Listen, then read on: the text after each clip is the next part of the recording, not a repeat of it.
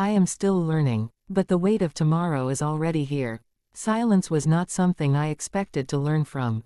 At first, it felt like absence, like waiting, but over time, I understood that silence is not empty. It is full of meaning. In quiet rooms, before anyone speaks, I feel the weight of attention. Expectation settles into the air long before words arrive. I notice how quickly people rush to fill space, how uncomfortable stillness can make us. And yet, stillness is where understanding begins. When I remain quiet, I am not withdrawing. I am observing. Silence allows me to see what noise conceals. It sharpens my awareness. It teaches me restraint. And restraint, I have learned, is not the absence of strength. It is the discipline of it. There are moments when I am expected to speak. Moments when words would be easy. But I have learned that speaking too soon can make understanding shallow. So I wait. I listen to tone before language, to pauses between sentences, to what is left unsaid. Leadership is not built from constant response. It is built from careful attention. When I listen, I learn more than facts.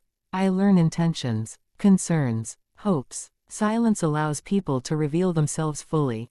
It invites honesty, and in that honesty, I begin to understand the responsibility I carry. Every space I enter changes slightly when I arrive. I am aware of that, not because of who I am now, but because of what I represent. Presence has weight, even without words. That weight reminds me to move carefully, to listen deeply, to remain grounded. I do not want my presence to interrupt understanding. I want it to encourage it. So I learn how to be still without being distant, present without dominating. This balance is not instinctive. It is practiced, and silence teaches it patiently. Spain does not speak only in speeches. It speaks in quiet ways, in routines, in traditions passed gently from one generation to another, in resilience that does not announce itself. When I listen carefully, I hear patience. I hear pride that does not demand recognition. I hear determination shaped by history. Spain has endured by listening to itself, by adjusting without losing its core. That lesson matters to me. Leadership here is not about commanding attention. It is about honoring continuity. Silence connects me to that understanding. Restraint is a skill. It requires intention. I am learning that not every thought must be shared. Not every reaction must be immediate. Restraint creates clarity. It slows impulse. It strengthens judgment. In silence, I evaluate. I reconsider. I refine. This discipline prepares me for moments when words will matter deeply.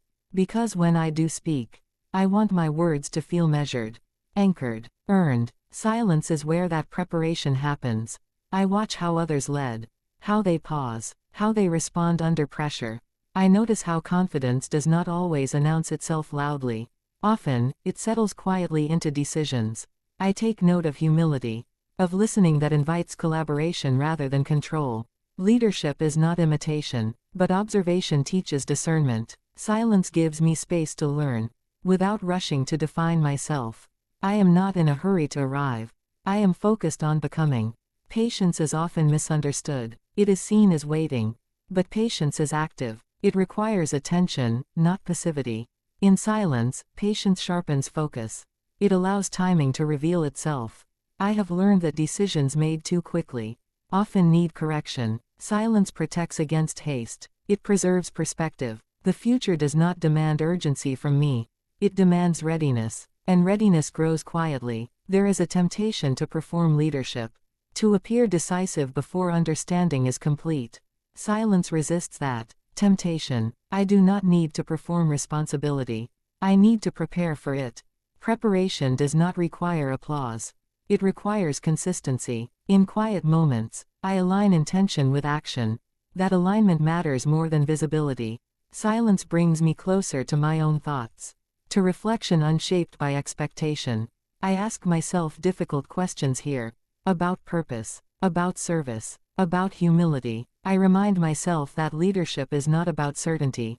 It is about steadiness. Silence helps me hear that inner voice clearly, not louder, clearer. Trust does not grow from speeches alone.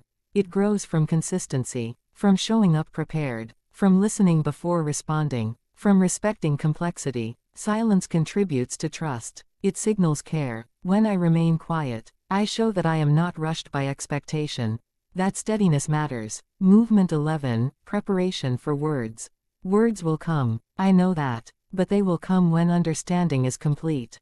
When timing aligns with purpose. Silence is not avoidance, it is rehearsal. It ensures that when I speak, my words carry weight rather than noise. The future does not arrive suddenly. It forms gradually, in habits, in choices unseen, in discipline practiced daily. Silence shapes that future gently. I do not fear quiet anymore. I respect it, because silence has taught me how to listen, how to prepare, how to remain grounded. I am still learning, and silence remains one of my greatest teachers. What I build now will speak later, and when it does, it will speak with clarity, with patience, and with purpose.